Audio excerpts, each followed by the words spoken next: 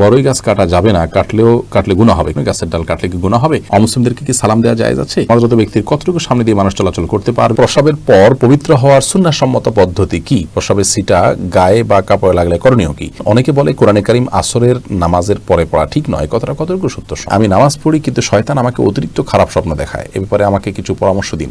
নামাজের সময় আঙ্গুল নাড়ানোর বিধান কি? নারী জিকিরের সাথে ঘর ঝাড়ু দেয়, আল্লাহ পাক তাকে কাবা ঘর ঝাড়ু দেওয়ার সওয়াব দান করেন। ইসলামে এর সত্যতা কতটুকু? সকালে ঘুম থেকে উঠে বাহিরে বের হলে কি সালাম দিতে হবে?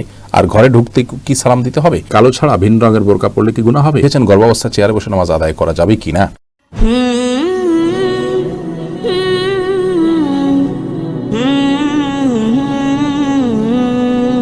মাজার ইসলাম শরীফ লিখেছেন, একটা ভিডিওতে দেখছিলাম বড়ই গাছ কাটা যাবে না, কাটলে গুনাহ হবে, কিন্তু প্রতি বছর বড়ই গাছের ডাল কাটলে গাছের নতুন করে ডাল বের হয়, ফল ভালো হয়, এর জন্য গাছের ডাল কাটলে কি গুনাহ হবে?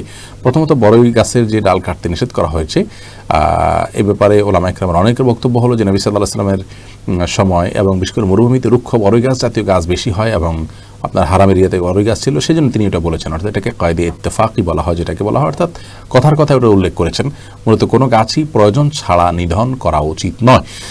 আর আপনি যদি বলেছেন যে ডাল কাটলে ডাল আরও ভালো ডাল বের হয়, তাহলে এখানে তো উদ্দেশ্য গাছের কল্যাণ করা, তো এরকম ক্ষেত্রে তো অবশ্যই জায়েজ হবে, কোনো অসুবিধা নেই। নিঃস্ব অমর চৌধুরী আপনি লিখেছেন, রাগ বেশি উঠলে কি রাগ কমানো যায়? রাগ বেশি উঠলে অবশ্যই রাগ কমানো যায়। রাগ কমানোর জন্য আউযুবিল্লাহি মিনাশ শাইতানির রাজিম পাঠ করলে রাগ কমে যায়। এটি যত বেশি পাঠ করবে, রাগের মুহূর্তে পাঠ করলে রাগ কমে যায়, এটি করবেন। মুমতাজ আপনি লিখেছেন, অমুসলিমদেরকে কি সালাম দেওয়া জায়েজ আছে? অমুসলিমদেরকে সালাম দিবেন এভাবে, সালামুন আলা মান ইত্তাবাআল হুদা, যিনি হেদায়েত গ্রহণ করবেন, আল্লাহর শান্তি তার প্রতি বর্ষিত হোক, এভাবে সালাম দিবেন। আতিকুল ইসলাম লিখেছেন, নামাজরত ব্যক্তির কতটুকু সামনে দিয়ে মানুষ চলাচল করতে পারবে? নামাজি ব্যক্তির দৃষ্টির যে সীমানা, এটার বাইরে দিয়ে তিনি চলতে পারবেন। সাধারণত সুন্নাহ সম্মত পদ্ধতিতে সালাত আদায় করলে সিজদার সীমানার দিকে তাকালে সিজদার পাশাপাশি আর সামান্য একটু জায়গা তার দৃষ্টির এরিয়াতে থাকে, তার বাইরে দিয়ে তিনি চলতে পারবেন। নাকিব খান আপনি লিখেছেন, প্রসবের পর পবিত্র হওয়ার সুন্নাহ সম্মত পদ্ধতি কি? প্রসবের ছিটা গায়ে বা কাপড়ে লাগলে করণীয় কি? পেশাব বসে করবেন, যাতে করে আপনার পেশাবের ছিটা গায়ে না লাগে, এবং যদি গায়ে লেগে যায় এবং ছিটাগুলো হয় যে শুয়ের আগাতে যে পরিমাণ পানি থাকে ওই পরিমাণ ছোটো ছোটো ছিটা, তাহলে সেক্ষেত্রে অসুবিধা নেই। তারপরেও আপনি সম্ভব হলেও জায়গাটা ধুয়ে ফেলবেন বা মুছে ফেলবেন। ধুয়ে ফেলাই উচিত, ধোয়ার কিছু না থাকলে আপনি বিকল্প হিসেবে মুছে ফেলবেন। কারণ নবী সাল্লাল্লাহু আলাইহি ওয়াসাল্লাম বলেছেন, ইস্তানজিহু মিনাল বাউল, তোমরা পেশাব থেকে পবিত্র থাকো, ফাইন্না আম্মাতা আযাবুল কবর মিনহু, বেশিরভাগ আযাবুল কবর হয়ে থাকে এই পেশাব থেকে পবিত্র না থাকার কারণে। বিধায় এটি আমাদের করা উচিত এবং চেষ্টা থাকা উচিত। মেহজাবিন সাদিয়া আপনি লিখেছেন, অনেকে বলে কোরআনে কারীম আসরের নামাজের পরে পড়া ঠিক নয়। কথাটা কতটুকু সত্য? সম্পূর্ণ ভুল এবং ভ্রান্ত মন গড়া কথা। কোরআনে কারীমের তেলাওয়াত যে কোনো সময় আপনি করতে পারেন, দিন রাত 24 ঘন্টার কোনো সময় কোরআন তেলাওয়াত পড়া নিষিদ্ধ নয়। হ্যাঁ, অপবিত্র জায়গায় আপনি পড়বেন না, গোসল ফরজ হলে তখন পড়বেন না, সেটি ভিন্ন বিষয়। কিন্তু সময় হিসাবে 24 ঘন্টার কোনো সময় নেই যে সময় কোরআন পড়ার ব্যাপারে কোনো প্রকার নিষেধাজ্ঞা আছে। আপনি হাসান চৌধুরী আপনি লিখেছেন, আমি নামাজ পড়ি কিন্তু শয়তান আমাকে অতিরিক্ত খারাপ স্বপ্ন দেখায়, এ ব্যাপারে আমাকে কিছু পরামর্শ দিন। আপনি নামাজ পড়েন, শয়তান আপনাকে খারাপ স্বপ্ন দেখায়, খারাপ স্বপ্ন দেখলে করণীয় কি? এই বিষয়ে আমাদের একটা ভিডিও আছে, দেখে নেবেন। সংক্ষেপে আমরা বলছি, আপনি যদি খারাপ স্বপ্ন দেখার পর ঘুম ভেঙে যায়, তাহলে বাম দিকে 3 বার থুতু ফেলবেন। সে থুতুটা হবে আলতোভাবে, জাস্ট ওই যে আমরা শুয়ের আগে যে পানি থাকে এরকম পরিমাণে থুতু আপনি বামে ফেলবেন 3 বার, এবং আমানতু বিল্লাহি ওয়া রাসূলিহি এরকম আপনি দোয়া পড়বেন। এবং যদি সম্ভব হয় উঠে ওযু করে 2 রাকাত নামাজ পড়বেন, এবং যে কাজে থাকেন সে কাজ পরিবর্তন করে ফেলবেন। এই কাজগুলো হলো মোটামুটি আপনার আমার করণীয় যদি দুঃস্বপ্ন দেখি আমরা তখন।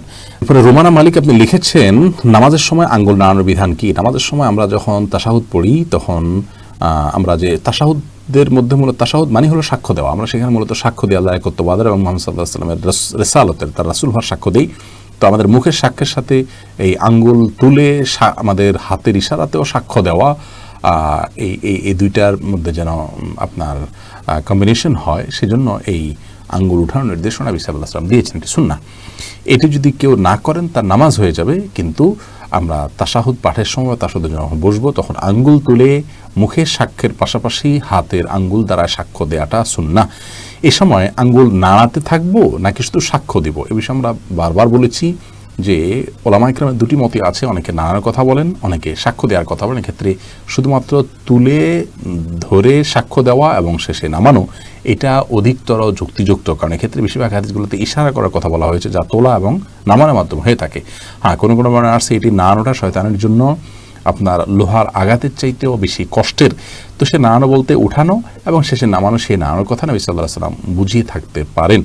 এবং অন্য হাদিসগুলোকে লক্ষ্য করলে বোঝা যায় যে এইটাই হওয়ার সম্ভাবনা অনেক বেশি প্রবল। আল্লাহু আ'লাম বিসওয়াব। অতএব যারা নাড়াচ্ছেন তারা একটা হাদিসের উপরে আমল করছেন, একটা ব্যাখ্যার উপরে ভিত্তি করে, সেটাকেও ভুল না বলে আমরা যেটাকে সঠিক মনে হচ্ছে সেটার উপর আমল করতে পারি। বিষয়টি একান্তই নফল আমল, ফরজ বা ওয়াজিব নয়। এটা নিয়ে ঝগড়া বিবাদে লিপ্ত হওয়ার কিছু নেই, বিশেষ করে যখন উভয় মতের সপক্ষেই আপনার কোরআন হাদিস ভিত্তিক দলিল রয়েছে এবং কোরআন হাদিস দলিলের উপরে বেস করেই মতগুলো গড়ে উঠেছে এবং এটি স্কলারদের মত, ইমামদের মত। অতএব কোনো অসুবিধা নেই ইনশাআল্লাহ বিদিল্লাহ। আমাদের জোহর আপনি লিখেছেন যে নারী জিকিরের সাথে ঘর ঝাড়ু দেয়, আল্লাহ পাক তাকে কাবা ঘর ঝাড়ু দেওয়ার সওয়াব দান করেন, ইসলামে এর সত্যতা কতটুকু? বোন, এটি একান্তই একটি মন গড়া উক্তি, কারণ হাদিসে এরকম কোনো উক্তি আছে বলে আমাদের জানা নেই। সন্দেহাতীতভাবে কোনো নারী কিংবা পুরুষ তিনি তার নিজের কাজের ফাঁকে ফাঁকে যখন আল্লাহর জিকির করবেন, আল্লাহর স্মরণ করবেন, তখন সেই কাজটি অনেক বেশি বরকতময় হবে, কল্যাণকর হবে। তিনি তার সময়টাকে কাজে লাগাচ্ছেন, তিনি জাকিরিনদের মধ্যে শামিল হচ্ছেন, যে জাকিরিনদের প্রশংসা আল্লাহ তাআলা কোরআনে কারিমে বলেছেন, তাদের জন্য জান্নাতের প্রস্তুত আল্লাহ তাআলা করে রেখেছেন। ওয়াযাকিরিন ওয়াযাকিরাত ওয়াযাকিরিন আল্লাহ কাসীরান ওয়াযাকিরাত, যারা বেশি বেশি আল্লাহ তাআলা জিকির করে সেই নারী পুরুষের প্রশংসা আল্লাহ তাআলা করেছেন, তাদের জন্য পুরস্কার ঘোষণা করেছেন জান্নাতের। অতএব তিনি তাদের অন্তর্ভুক্ত এবং এটি একজন মুসলমানের জন্য খুবই ভালো দিক সন্দেহাতীতভাবে। কিন্তু তার মানে এই নয় যে এই কাজ করলে কাবাঘর ঝাড়ু দেওয়ার তৌফিক হবে। অনেক মহিলারাই ঘর ঝাড়ু দিতে দিতে তারা জিকির করেন, কই তারা তো কাবাঘর জীবনে একবারও ঝাড়ু দেওয়ার তৌফিক হয়নি। কাবাঘর ঝাড়ু দেওয়ার নির্দিষ্ট ব্যক্তি আছে, তার বাইরে পৃথিবীর বিভিন্ন প্রান্তের মানুষ তৌফিক পেয়েছে, এরকম কোনো কথা আমাদের জানা নেই। অতএব এটি যে জাল হাদিস এবং হাদিসের নামে জালিয়াতি এবং মিথ্যা মন গড়া কথা, সেটি এখান থেকে পরিষ্কারভাবে বোঝা যায়। আমরা আসলে অনেক মন গড়া কথাবার্তা বানাই মানুষকে ভালো করবার জন্য। মানুষকে ভালো করার জন্য মিথ্যা কথা বলা বা মিথ্যা কথা বলে, মিথ্যা হাদিস বলে মানুষকে দিয়ে ভালো কাজ করানো, এই বিষয়টি হলো গাছের গোড়া কেটে আগায় পানি দেওয়ার মতো। আপনি মিথ্যা কথা বলে তো একটা অন্যায় কাজ করছেন, আপনি অন্যায় কাজ করে একজনকে ন্যায়ের পথে আনার চেষ্টা করছেন, তাহলে গাছের গোড়া কেটে কেমন যেন আগায় পানি দিচ্ছেন, যে পানি দেওয়ার কোনো অর্থ হতে পারে না। আগে গোড়া সংরক্ষণ করুন, এরপরে পানি দিবেন কোথায় না দিবেন সেটা পরের প্রশ্ন। আরফান সয়া আপনি লিখেছেন, সকালে ঘুম থেকে উঠে বাহিরে বের হলে কি সালাম দিতে হবে, আর ঘরে ঢুকতে কি সালাম দিতে হবে? সকালে ঘুম থেকে উঠে বাহিরে বের হলে সালাম দিবেন, ব্যাপারটা এরকম না। ব্যাপারটা হলো যে কোনো মুসলমানের সাথে আপনার সাক্ষাৎ হলেই সালাম দিবেন। অতএব ঘুম থেকে উঠে যদি বাইরে বের হওয়ার পরে কাউকে দেখা হয়, অবশ্যই আপনি সালাম দিবেন, এতে কোনো সন্দেহ নাই। কিন্তু সেই সালামটা বাসারও এক কক্ষ থেকে আরেক কক্ষে গেলেন সেখানেও আপনি সালাম দিবেন। আমাদের দেশে এই সালামের প্রচলনটা এভাবে খুব একটা নাই, আরবিয়ানদের মধ্যে এটা প্রচণ্ডভাবে আছে। অতএব আপনি আপনার বাসার এক কক্ষ থেকে আরেক কক্ষে গিয়েছেন, আপনার ভাই বোন, আপনার পরিবারের কোনো সদস্যের সাথে সাক্ষাৎ করছেন, তো তার কক্ষে ঢুকে আপনি সালাম দিবেন। যতবার সাক্ষাৎ হবে ততবার আপনি সালাম দিবেন। ঘরে প্রবেশ করেছেন তখন তো অবশ্যই আপনি সালাম দিবেন। বাহির থেকে এসে ঘরে যখন প্রবেশ করবেন বিসমিল্লাহ বলে প্রবেশ করবেন, এরপরে বাসা যারা আছেন তাদেরকে সালাম দিবেন, এটি সুন্নাহ। আফরোজা ইসলাম লিখেছেন, কালো ছাড়া ভিন্ন রঙের বোরকা পরলে কি গুনাহ হবে?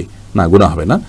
আপনি এমন বোরকা পরবেন বা এমন পোশাক পরবেন যেই পোশাক অন্য পরপুরুষের দৃষ্টিকে আপনার দিকে খুব বেশি আকৃষ্ট না করে, খুব বেশি চাকচিক্যপূর্ণ না হয়, এরকম পোশাক পরবেন। সেটা কালো হওয়াটা কোনো আবশ্যক নয়, তবে খুব বেশি সেটা আপনার আকর্ষণীয় এবং খুব বেশি অন্যের দৃষ্টিকে কাটতে পারে এরকম যেন না হয়, সেদিকটা খেয়াল করবেন। সাদা হতে পারে, কালো ছাড়া অন্য কোনো সাধারণ যে কালারগুলো আছে যেগুলো খুব বেশি অন্যের দৃষ্টিকে আকৃষ্ট করে এমন না, এরকম কালার হতে পারে। সালেহা আপনি লিখেছেন, গর্ভাবস্থা চেয়ারে বসে নামাজ আদায় করা যাবে কি না? আল্লাহর পাক সূরা বাকারার 286 নম্বর আয়াতে বলেছেন, লা ইউকাল্লিফুল্লাহু নাফসান ইল্লা উসআহা, মানুষকে আল্লাহ তাআলা তার সাধ্যের বাইরে কোনো কিছু চাপিয়ে দেন না। ইমরান ইবনে হুসাইন রাদিয়াল্লাহু তাআলা থেকে একটি হাদিস বর্ণিত হয়েছে সহিহ বুখারীতে। তিনি একবার নবী সাল্লাল্লাহু আলাইহি ওয়াসাল্লামের কাছে বলেছেন, ইয়া রাসূলুল্লাহ, আমি এমন একটা রোগে আক্রান্ত যে রোগটা আপনার আমরা যেটাকে একশিরা বা যেটাকে আপনার পাইলস বা এই জাতীয় অ্যানাল ফিসার জাতীয় রোগ বলতে পারি, এরকম একটা রোগের কথা তিনি বললেন। তখন নবী করিম সাল্লাল্লাহু আলাইহি ওয়াসাল্লাম তাকে বললেন, তিনি বললেন যে অবস্থা আমার সালাত পড়তে কষ্ট হয়। তখন তিনি বলেছেন, তুমি দাঁড়িয়ে সালাত আদায় করো যদি পারো, আর যদি না পারো তাহলে বসে পড়বে, আর না হলে তুমি কাত হয়ে বা শুয়ে পড়বে। তো এই হাদিস থেকে আমরা স্পষ্ট জানতে পারি, অসুস্থতাজনিত কারণে যদি কেউ সালাত যথাযথভাবে সঠিকভাবে দাঁড়িয়ে যথানিয়মে পড়তে না পারেন, তাহলে তিনি যেভাবে পারেন সেভাবে আদায় করবেন। গর্ভাবস্থায় অনেক মেয়েরা খুব বেশি দুর্বল হয়ে পড়েন, শরীর ভার হয়ে পড়ে। এই অবস্থায় রুকু সিজদা উঠা বসা করাটা বিশেষ করে লাস্ট স্টেজে এসে অনেক সময় কঠিন হয়ে যায় এবং শরীরের যে ভারসাম্য আছে ধরে রাখতে পারেন না এবং পড়ে গিয়ে ক্ষতিগ্রস্ত হওয়া এবং গর্ভস্থ সন্তান ক্ষতিগ্রস্ত হওয়ার আশঙ্কা থাকে। এরকম যদি অসুস্থ কোনো মা থাকেন এবং এই পর্যায়ে চলে যায়, তাহলে সেক্ষেত্রে তিনি যদি দাঁড়ানো থেকে চেয়ারে বসতে পারেন, চেয়ার থেকে দাঁড়াতে পারেন, এটুকু পারেন, তাহলে দাঁড়িয়ে সালাত শুরু করবেন। রুকু সিজদার সময় চেয়ারে বসে ইশারা রুকু সিজদা এবং বৈঠক এগুলো সব করবেন। আবার পরবর্তী রাকাতের জন্য তিনি দাঁড়িয়ে যাবেন, যদি এটা তিনি করতে পারেন। আর যদি এটুকু কাজও তার জন্য রিস্কি হয় বা কষ্টকর হয় বা দুঃসাধ্য হয়, তাহলে সেক্ষেত্রে তিনি চেয়ারে বসেই সালাতের শুরু থেকে শেষ পর্যন্ত সালাত আদায় করতে পারবেন। আর যদি এরকম সমস্যা না থাকে, নিছক আরামায়েশের জন্য, নিছক তথাকথিত আপনার ভয় বা রিস্ক, যে রিস্কটা আসলে ওরকম জোরালো কোনো রিস্ক না, এরকম মনে করে তিনি চেয়ারে বসে সালাত আদায় করেন, তাহলে কিন্তু সালাত হবে না। তার অবস্থাটা কতটা আপনার নিরুপায়ের অবস্থা সেটা আগে বের করতে হবে। যদি তিনি সত্যি নিরুপায় হন এবং রিস্কটা প্রবল থাকে উঠা বসা করে সালাত যথাযথভাবে করতে গেলে, তাহলে সেক্ষেত্রে অবশ্যই তার জন্য বসে সালাত আদায় করার সুযোগ আছে চেয়ারে।